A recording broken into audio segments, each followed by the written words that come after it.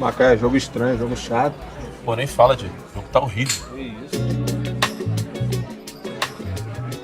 Ah, agora sim. Agora a BetSport cantou. Qual é o problema de vocês, hein? Ah, tá, gente. A BetSport esquenta o jogo mesmo. Deixa eu ver. BetSport, sempre esquenta o jogo. Os donos da bola interior, com Caio Sorriso. Oferecimento BetSport, sempre esquenta o jogo.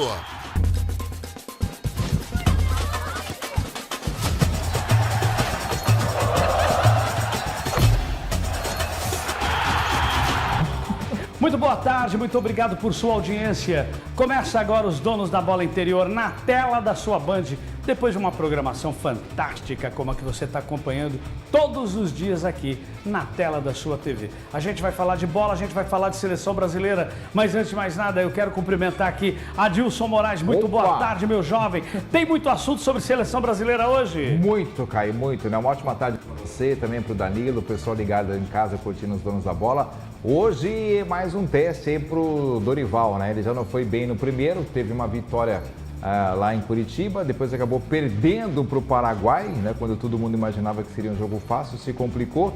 E agora tem mais dois desafios pela frente, Chile e Peru. Pode ser que isso marque a continuidade do trabalho do Dorival ou o fim de mais um treinador, né? Mais um treinador e a gente não sabe para onde a seleção... Olha, vocês vão dar uma olhada. Vocês vão ver como está embolado esse negócio de classificação. Porque embora vão ser seleções classificadas, 6, a gente vai ter ainda a repescagem. Mesmo assim, o Brasil fica ainda muito embolado. Olha, uma das eliminatórias que deveriam ser uma das mais fáceis da história. Essa é a grande verdade. E tem um detalhe nisso tudo. Se você pegar a tabela, a gente vai analisar, o Equador começou as eliminatórias com 3 pontos a menos. Ele foi punido. E hoje ele recuperou os 3 pontos e está à frente do Brasil. Por conta disso, né? E o Brasil ainda assim está ali, brigando. Mas se não fosse isso, para você ver como é que está o nível da seleção brasileira. Perdendo para o Equador, que começou com menos 3. Muito bem, meu muito boa tarde também para Danilo Almeida. Danilo, como é que você está, meu querido? Vamos falar de seleção brasileira. Danilo Almeida, você que gosta da frase é muito mais sorte que juízo. E a seleção brasileira, como é que está com essa sorte aí?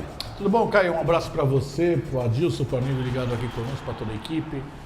Primeiro que o Brasil está sem juízo faz tempo, né? E a sorte também foi cortada, que até o Tafarel foi cortado. Mas eu estava pensando aqui, a gente estava falando do Dorival, manutenção ou não, dependendo dos resultados. Tem uma situação que eu queria trazer aqui para a equipe, e vocês fiquem à vontade para depois se debaterem. É o seguinte, os 2 últimos campeões da Libertadores passaram pela seleção brasileira.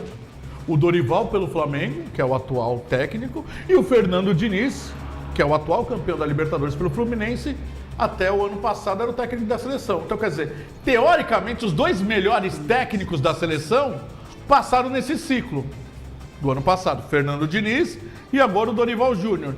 E os 2, uma chuva de críticas. Será que está na hora de a gente rever alguns conceitos? E quando eu falo nós, não sou eu, não é o Adilson, não é o Caio. É o pessoal da CBF e olhar para outros técnicos estrangeiros e reconhecer que a nossa fase de técnico não está muito boa, porque os 2 atuais campeões, os últimos campeões da Libertadores, passaram pela seleção e não fizeram um bom trabalho. Muito bem, a seleção brasileira hoje, ela joga à noite contra o Chile. Olha o Dorival Júnior aí, ó, chegando para o treinamento.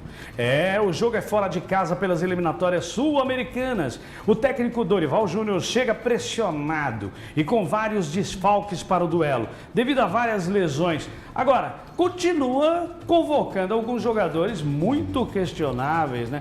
Como é o caso do Paquetá.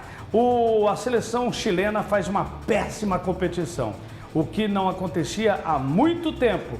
E aí nós vamos considerar o que esperar desse jogo. Vamos fazer uma mesa redonda legal aí. Raleigh Rodrigues, direto do litoral, corre para cá. Um dos comunicadores e também um dos comentaristas, jornalistas, cronistas da Baixada Santista, que mais é referência no futebol. Raleigh, chega para cá. Vamos lá. e vamos bater um papo. Deixa aí na tela a imagem. O Vini Júnior cortado, né, cara? Foi. Cortado na seleção. Várias perdas aí. Diversas Se perdas. bem que na seleção, né, nunca Não chegou quer dizer nada até agora também, né? Também não sei se pode considerar isso uma grande perda assim, né? Porque nunca conseguiu render. Se é reforço ou não. É o que faz no Real Madrid. Gente, a né? gente falar que o Vini Júnior na seleção não estar presente não é uma grande perda assim, é uma situação terrível, né? Terrível. É muito ruim. Halley, muito boa tarde, como é que você está? Boa tarde, Caio. Tudo bem? Graças Passa a aqui Deus. para o Halley um pouquinho e depois a gente vai para cenas também da seleção brasileira. Halley, a sua visão, você que é um cronista que acompanha o futebol muito de perto, inclusive o futebol do Litoral, o futebol do Santos, a Portuguesa Santista e, claro, de todos os times de São Paulo, porque sempre está tendo jogos com esses times, principalmente agora o Santos estando na Série B, com os times também do interior de São Paulo. Como é que você está vendo essa seleção? O que nós vamos enfrentar hoje? O que a seleção brasileira terá pela frente? O grande Galvão Bueno dizia, entrou em crise, chama o Chile, né? Porque o Chile sempre ajudou o Brasil sempre teve facilidade contra a equipe E chilena. vamos ver as cenas aí, vamos lá, o Brasil aí no treino, bora lá, vai lá. E desta vez, Caio, contra um Chile que está muito mal, né, nas eliminatórias, né? Como você disse, há bastante tempo que o Chile não fazia uma campanha tão ruim como esta, né? O Chile é a penúltima colocada nas eliminatórias. Embora o jogo seja lá no Chile, o Brasil teria que ter facilidade, mas o momento não é legal, 5 cortes, vários desfalques, principal jogador fora, que é o Vinícius Júnior. Eu entendo que o Rodrigo, ele vai ter que jogar muita bola, ele vai ter que crescer de rendimento, vai ter que chamar a responsabilidade para que o Brasil venha com um triunfo lá de Santiago. Vamos tentar enxergar quem é que vai jogar de titular aí. O que você acha, Adilson Moraes? Quem são os que vão jogar como titular desse time? Nossa. Ou que você queira destacar como titulares? Porque nós não temos Vini Júnior, não é verdade? Perdemos aí o Éder Militão, também não vai estar. Isso, são os o dois Arana titulares. não vai estar. Não. O que vai acontecer nessa seleção? Então, desses 5 cortes aí que o Halley trouxe, 2 são titulares e 3 reservas, né? Então, teoricamente, não compromete tanto assim o time titular. O Vinícius Júnior e o Arana, que eram os titulares dessa equipe do Brasil, né? Agora, o que eu acho mais importante, cara, é destacar que o Chile, na sua última partida, ele perdeu em casa para a Bolívia. Então veja só, o Chile perdeu em casa. O Chile tá essa água, Tá nessa situação. ruim nessa não, situação, água de hein? salsicha, né? Caramba! Não serve pra nada. Ele perdeu para a Bolívia em casa. Então a seleção brasileira, por mais que ela não esteja vivendo um bom momento, e como disse aqui o Danilo, acabou tornando-se uma grande fritadeira de treinadores, antes do Diniz e do Dorival, o ano começou com o Ramon Menezes. Então, mas aí já tampão, tampão. Já foi um amadorismo do exatamente, mas assim, Danilo, nunca na história da seleção brasileira você teve 3 treinadores em um único ano. E olha que a seleção pouco joga. E sem resposta. E sem resposta. Ano sem resposta. O Ramon Menezes é tampão, mas o Danilo trouxe aqui o currículo do Dorival como campeão da Libertadores. Campeões brasileiros, né? E ele campeão olímpico, né? Pelo Brasil, o Ramon Menezes, né? Então tem uma experiência de seleção, de peso, de ter essa responsabilidade de estar à frente de um esquadrão que represente o futebol brasileiro.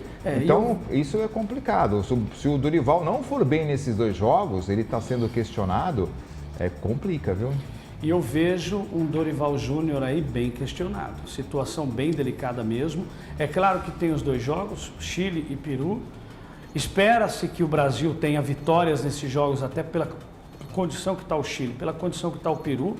E necessita de vitória, até porque, Halley, nós temos uma classificação bem delicada, né? Vamos colocar na tela como é que está a classificação das eliminatórias. Edu Peliciotti, eu apresento, você aperta botão, toca na tela aí a classificação das eliminatórias sul-americanas. Bora lá, vamos dar uma olhada.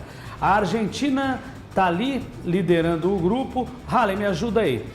Com facilidade a Argentina, né? 18 pontos, Caio. O Brasil está na 5ª colocação com 10, que é a mesma pontuação do 6º, que é a Venezuela, também com 10. Aí a gente fala, tá tudo bem, porque 6 é que vão chegar lá, né? Então o Brasil está em 5º, tá tudo bem. Por que não tá tudo bem? Então, Paraguai e Bolívia tem 9.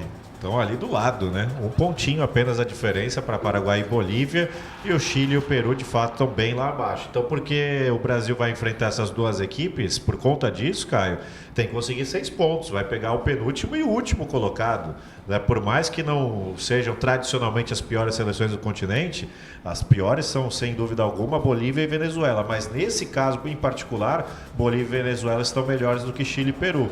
Então são 2 jogos para o Brasil vencer. O Brasil corre riscos muito grandes, na opinião de vocês, de não ir para essa Copa? Olha, que está muito bagunçado, isso é fato, né? O Edinaldo está totalmente perdido, volto a dizer, o trabalho do Dorival não é bom. Quando o Brasil foi eliminado, e vou bater nessa tecla novamente, o Brasil foi eliminado na Copa América e aquela cena bizarra dos jogadores na roda antes da cobrança pênalti, o Dorival fora da roda já demonstra uma falta de comando, né, do Dorival. Mas achou que ficou tão marcado isso da Copa América? Para assim? mim ficou. E aí depois a gente vê que os jogos não refletem realmente uma situação. Ali demonstra um cara que não tem comando com os jogadores. Ali o cara é mais um. Então, mas esse Dorival não tem comando, não estamos perdidos, gente. Não, mas aí para mim caiu o seguinte, nessa situação, a meu ver, o cargo de treinador da seleção brasileira se mostrou ser maior que o Dorival.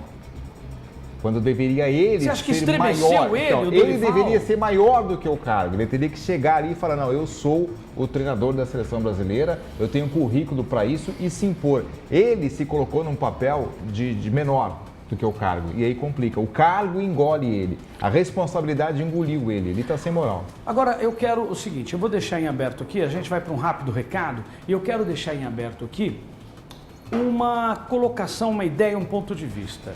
Existe algum fator, e aí é para todos vocês pensarem e discutirmos aqui, existe algum fator, alguma novidade, algo diferenciado, um retorno de um jogador, por exemplo, eu dei a dica, que poderia mudar essa condição da seleção brasileira de futebol, que poderia trazer novos ares para a nossa seleção. Tem algo que poderia acontecer, e quando eu digo algo, eu não digo algo do tipo contratar um técnico estrangeiro, entendeu? Eu não estou dizendo esse algo, se bem que se quiserem citar esse algo também fica à vontade, mas isso é muito, assim, imponderável, né? Porque não é por mudar um técnico que pega um estrangeiro que dá certo, a gente já viu isso aí nos campeonatos nacionais, estaduais, né? Não tem refletido muitas vezes. Às vezes dá certo, muitas vezes não dá certo. Vamos para um rápido recado e depois a gente quer analisar se teria algo que poderia mudar essa história da seleção brasileira. Macaé, jogo estranho, jogo chato. Pô, nem fala, Diego. O jogo tá horrível. Ah, agora sim. Agora a Bet Sport cantou. Qual é o problema de vocês, hein? Ah, tá, gente. A Bet Sport esquenta o jogo mesmo. Deixa eu ver. Bet Sport sempre esquenta o jogo.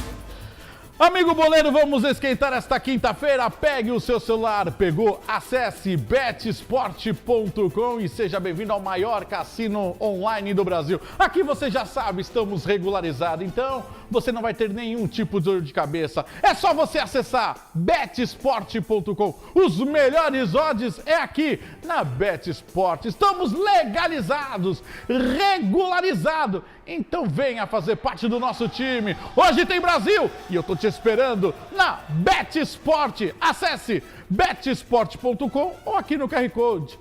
Betsport, sempre esquenta o jogo.